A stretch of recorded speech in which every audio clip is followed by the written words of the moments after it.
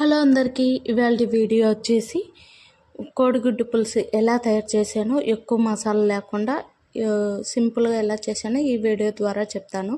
ముందుగా చిన్న అల్లం ముక్క, కొంచెం కొబ్బరి, కొన్ని తెల్లవాయలు తీసుకొని పేస్ట్ చేసి పక్కన పెట్టుకోవాలి. స్టవ్ వెలిగించి గోలం పెట్టుకొని ఆయిల్ పోసి ఆయిల్ వేడెక్కిన తర్వాత ముందుగా మనం కట్ చేసి పెట్టుకున్న టమాటా ముక్కల్ని వేసుకోవాలి. టమాటా ముక్కలు మగ్గిన తర్వాత పసుపు, ఉప్పు, కారం, మనం ముందుగా రెడీ చేసి పెట్టుకున్న మసాలాలు వేసి మగ్గించాలి.